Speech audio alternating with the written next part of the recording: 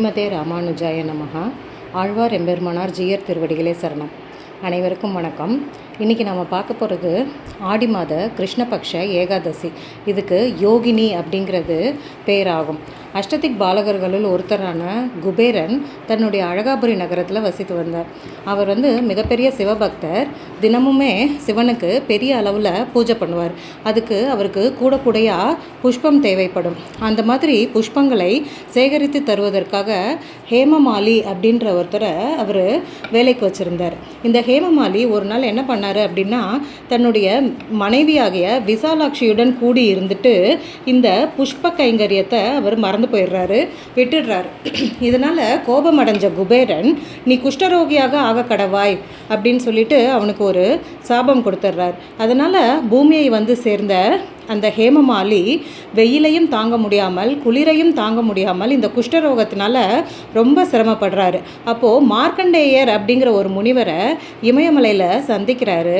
அவர்கிட்ட தன்னுடைய கஷ்டம் தீர்வதற்கு ஒரு வழி சொல்லணும் அப்படின்னு சொல்லிட்டு கேட்டுக்கிறாரு. மார்க்கண்டேய முனிவரும் இந்த யோகினி ஏகாதசியில் விரதம் இருந்தால் இந்த கஷ்டம் உனக்கு தீரும் அப்படின்னு சொல்லிட்டு ஆசீர்வாதம் பண்ணுறாரு.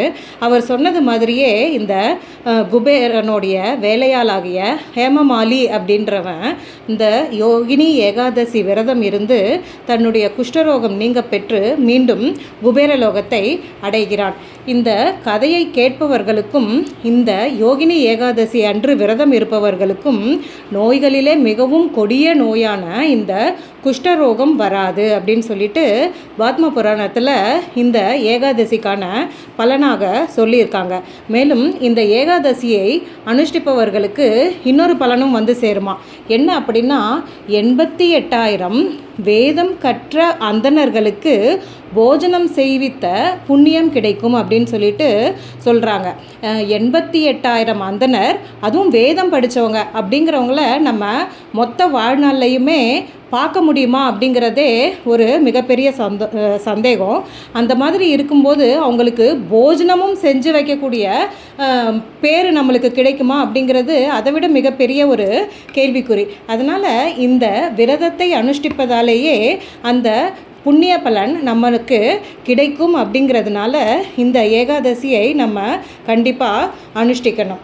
அதுக்கு மேலே இந்த மார்கழி மாதமும் ஆடி மாதமும் நம்மை கொஞ்சம் உலகியலிருந்து விலக்கி ஆன்மீகத்தின் பக்கமாக அழைத்து செல்லக்கூடிய மாதங்களாகும்.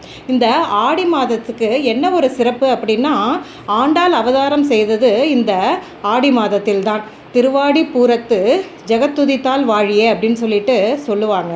அதே மாதிரி இந்த ஆண்டாள் பாடிய திருப்பாவை மிகவும் சிரேஷ்டமாக சேவிக்கப்படும் மாதம் எது அப்படின்னா அது மார்கழி.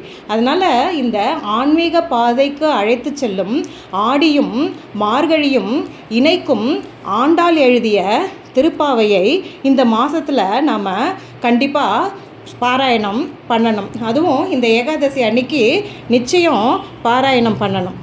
திருப்பாவைக்கு என்ன ஒரு ஏற்றம் அப்படின்னா, திருவேங்கடம் திருமலை திருப்பதி அப்படின்னு சொன்னோம்னாலே நமக்கு முதல்ல ஞாபகத்துக்கு வர்றது சுப்ரபாதம் தான்.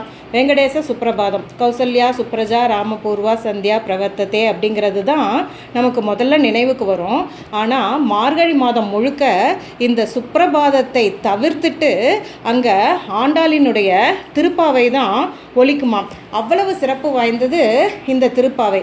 அது மட்டும் இல்லாமல் தினமுமே இருக்கிற எல்லா வைணவ கோயில்களிலுமே காலையில் திருவாராதனம் பண்ணும்போது சாற்று முறை அப்படின்னு சொல்லிட்டு இந்த திருப்பாவையினுடைய 29வது மற்றும் 30வது பாசுரங்களை சேவிச்சுட்டு அதுக்கப்புறம்தான் சாற்று முறை பண்ணுவாங்க. அதனால் எம்பெருமான் எல்லாருடைய பாசுரங்களையும் எல்லா ஆழ்வார்களுடைய பாசுரங்களையும் கேட்கிறாரோ இல்லையோ, ஆண்டாள் எழுதிய திருப்பாவையை மட்டும் வருஷம் 365 நாளும் கேட்டுக்கிட்டு இருப்பார். அவ்வளவு மேன்மை பொருந்திய இந்த திருப்பாவையை நம்ம கண்டிப்பாக அனுசந்தானம் பண்ணணும். அது மட்டும் இல்லாமல் ஆண்டாள் எழுதிய இன்னொரு கிரந்தம் நாச்சியார் திருமொழி அப்படின்னு சொல்லிட்டு சொல்லுவாங்க. அதில் ஒரு பதிகம் வரும், வாரணம் 1000 அப்படின்னு சொல்லிட்டு. இன்றைக்கும் எந்த வைணவ திருக்கோயில்லையும் பெருமாளுக்கும் தாயாருக்குமோ இல்லை பெருமாளுக்கும் உபயநாச்சியாருக்குமோ கல்யாணம் நடக்குது அப்படின்னா அதில் வந்து இந்த வாரணம் ஆயிரம் பாசுரங்களை கண்டிப்பாக சேவிப்பாங்க. அதனால் இந்த திருப்பாவையையும் நாச்சியார் திருமொழியையும் நமக்கு அருளிய பூமி பிராட்டியின் அம்சமாகிய ஆண்டாள் நாச்சியாருடைய கிரந்தங்களை இந்த ஆடி மாத யோகினி ஏகாதசி அன்னைக்கு நம்ம பாராயணம் பண்ணி நீங்காத செல்வம் நிறைந்து எங்கும் திருவருள் பெற்று இன்புற வேண்டுமாய் வேண்டிக் கொள்கிறேன். ஆண்டாள் திருவடிகளே சரணம். ஜெய் ஸ்ரீராம்.